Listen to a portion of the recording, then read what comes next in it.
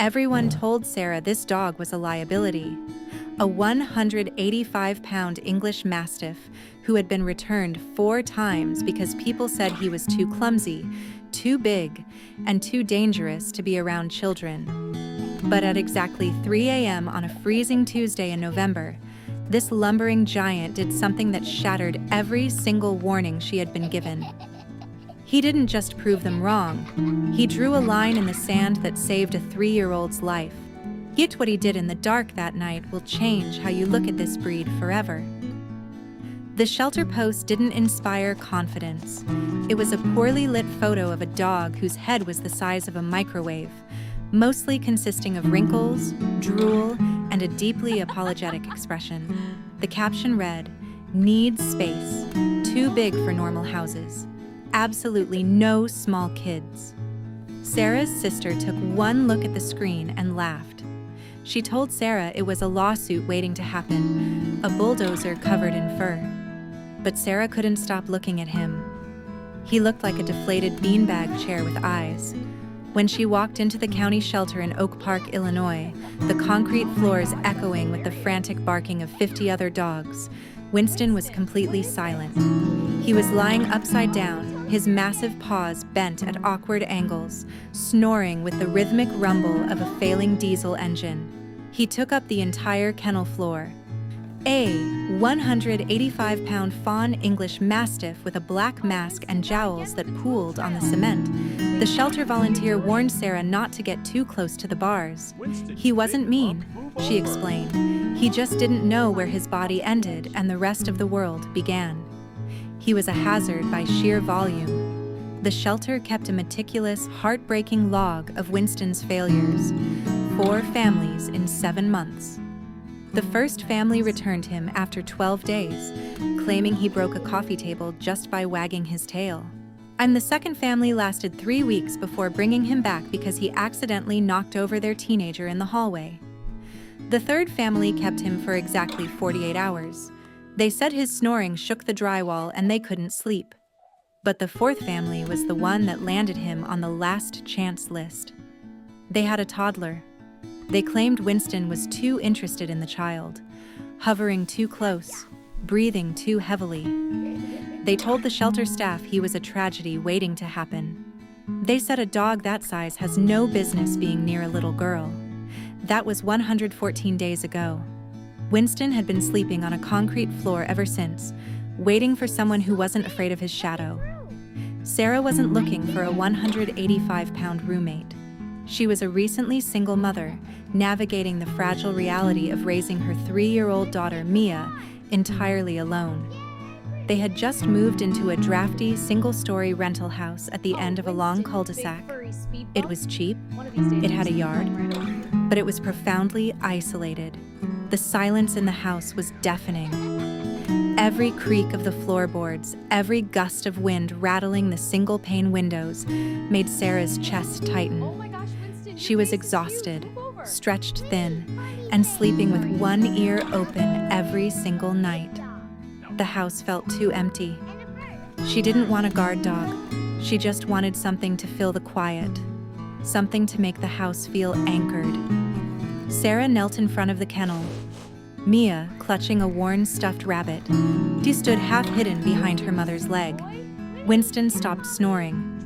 He rolled his massive body upright, a process that took several seconds and a lot of sighing. He walked slowly to the chain-link gate.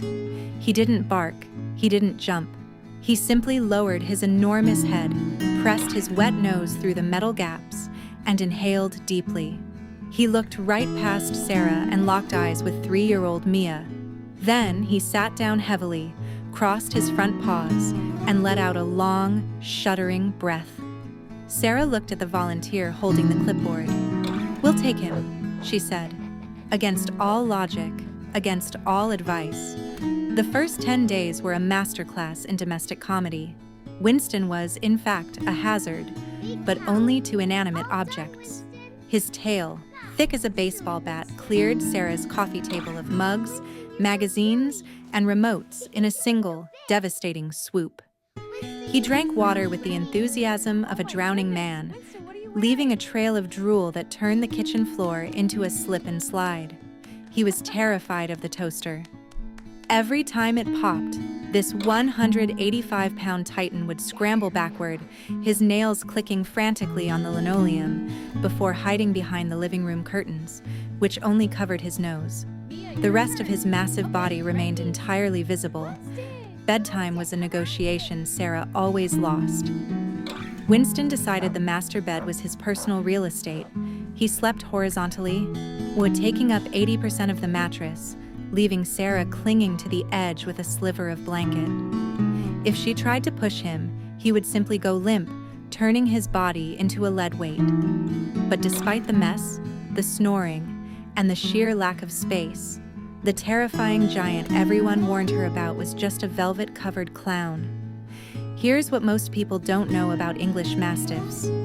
They were originally bred in ancient Britain to guard vast estates and protect nobility from poachers and predators. They don't patrol fences or bark endlessly at the wind. They are silent sentinels. Their instinct is not to attack, but to position themselves between the threat and the thing they love. They were bred to use their immense size as a barricade. They assess, they block, and they hold the line. What modern families misinterpret as laziness is actually deep, historical patience. They are waiting. Look, if you're still here but haven't hit that subscribe button yet, that stings a little. We put everything into uncovering these stories. Hit subscribe now. Trust me, the climax of this story is something you'll talk about for years. As the weeks turned into months, Winston's focus narrowed entirely onto Mia. The dog who supposedly had no business near children made her his sole occupation. It started with the morning routine. At exactly 6:45 a.m., Winston would lumber into Mia's room. He didn't wake her. He would sit by her toddler bed, his chin resting on the mattress, and watch her breathe. When she finally woke up, he would meticulously lick the top of her head. Sarah timed it once. Exactly 42 seconds, every single morning. When Mia learned to run, Winston became her shadow. But he never ran with her. He simply followed at a slow, rolling walk, always staying exactly 2 steps behind. If she stopped abruptly, he stopped.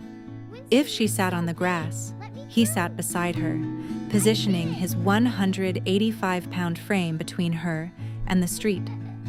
He became a living wall. The most specific ritual happened at night. When Sarah tucked Mia in, Winston would do a perimeter check. He would sniff the closet door, press his nose to the window glass, and then lie down parallel to the bed.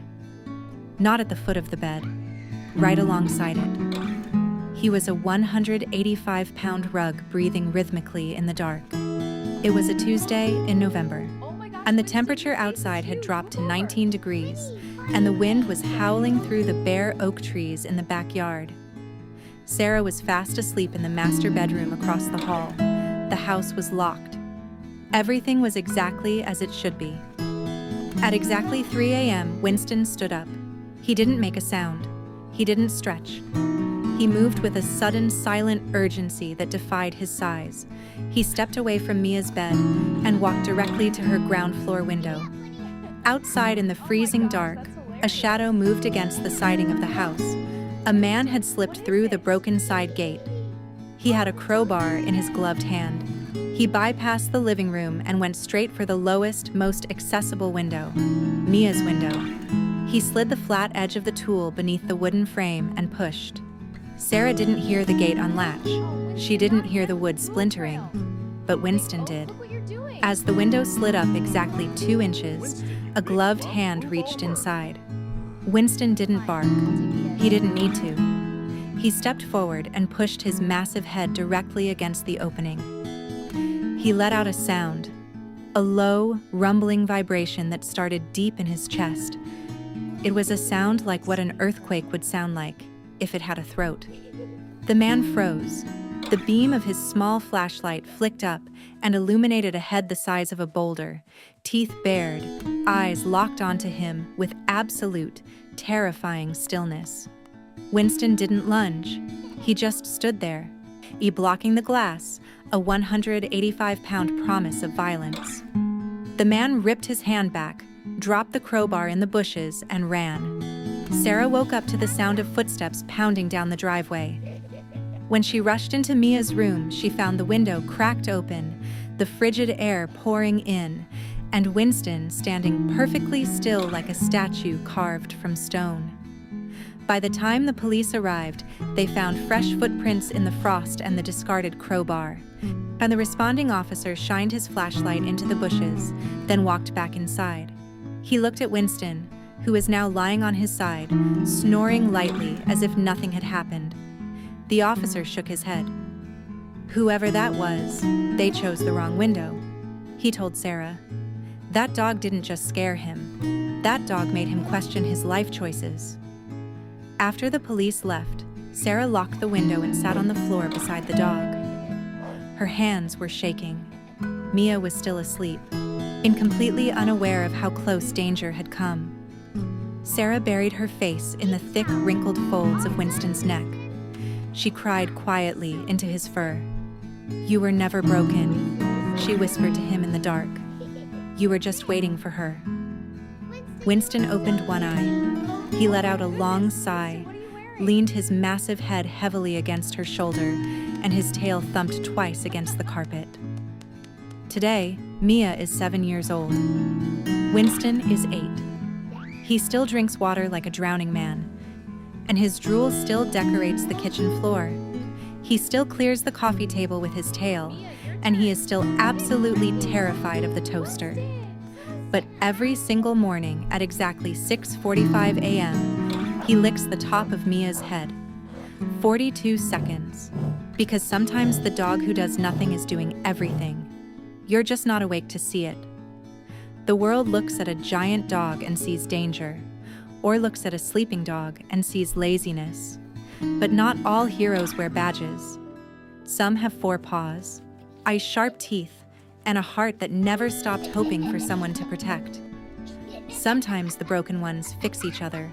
Sometimes love weighs 185 pounds and snores like a freight train. Would you trust a 185-pound rejected dog with your child's safety? Or would you have walked past Winston like everyone else? Tell me in the comments.